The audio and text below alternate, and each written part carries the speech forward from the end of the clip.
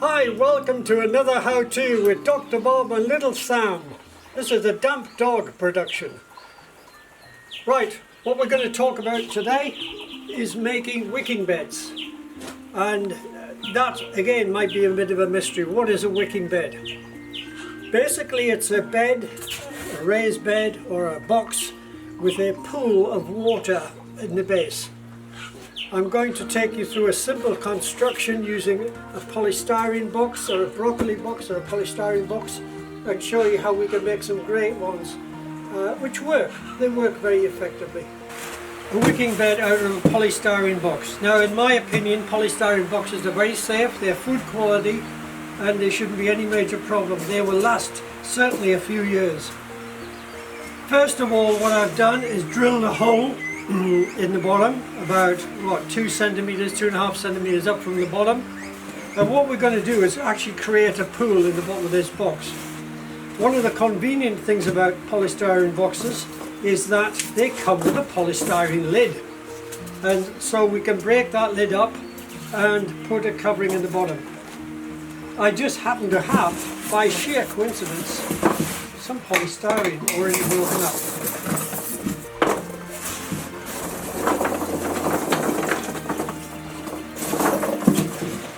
Okay, we have a layer of polystyrene lumps in the bottom of the box. I've got a plastic tube here. Now, this one actually has a cut just so that the bottom doesn't get blocked. That's going to be the filler for the water, which is going to go in. Take a piece of shade cloth. Now, the quality doesn't have to be fantastic. This is 70% shade cloth, and all it's going to do is separate the potting mix, the soil mix, from the polystyrene. So we put that in the bottom. Alright, so we've got that on, and we're now going to start putting some soil or potting mix in. Because this is going to go for a year or two, you need a good quality mix, okay? Don't use rubbish stuff. And we just put it in carefully, start tucking it in to contain the side. Now you can see, yes, I'm using bare hands. I will wash my hands afterwards. Luckily this particular mix is very damp. There's no dust flying around. And we can just now fill this up to get the level. I would do it within an inch of the top. Settle it down, make a neat job.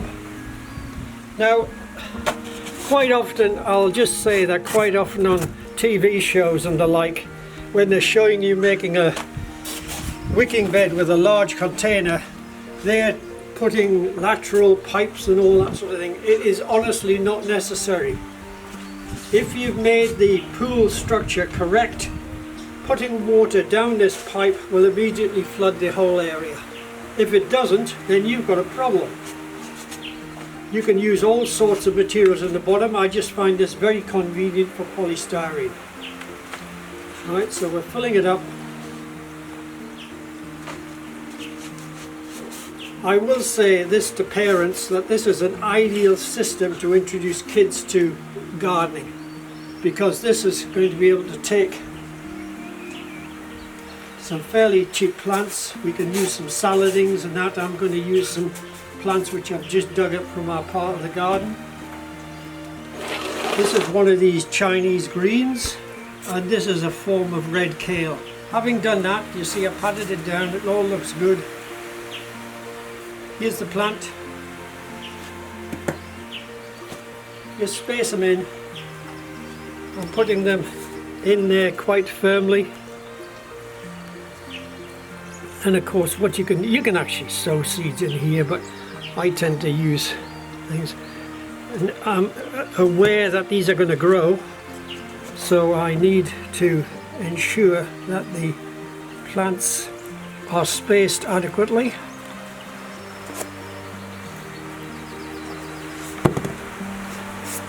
Tell you what we'll do, let's put a couple of kale in as well.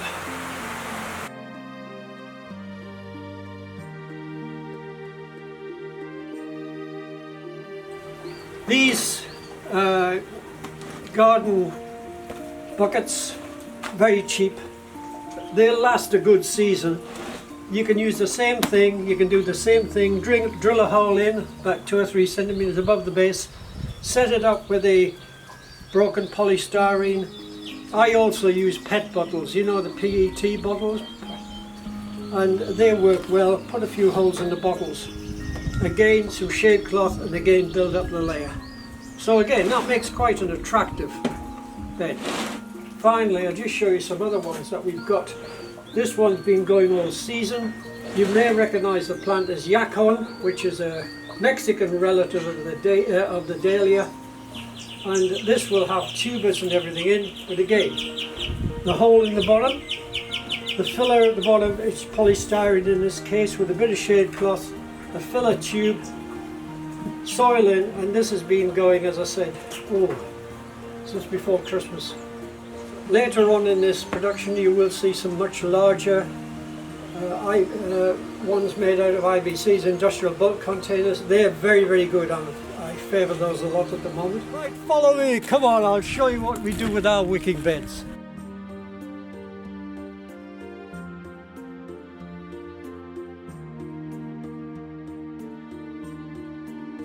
Right, this is some of our IBC beds. We've got them protected against insect attack because inside, broccoli coming up, see the broccoli heads. We've got cauliflower here and a little bit of attack there, but the system works very, very well, and it's using an insect netting.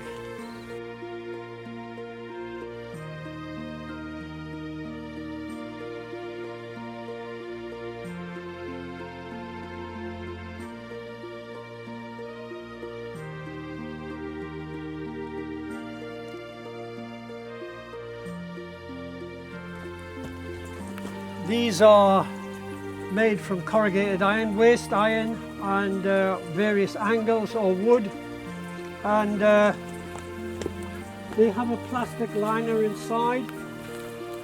These are self-sown carrots. There's a Chinese gooseberry here, look.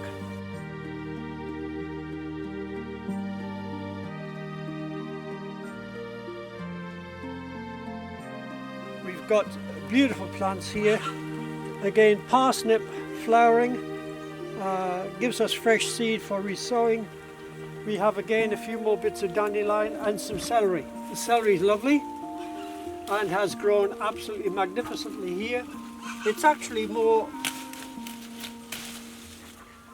a leaf celery, but it has grown great. It's got the required amount of moisture and everything.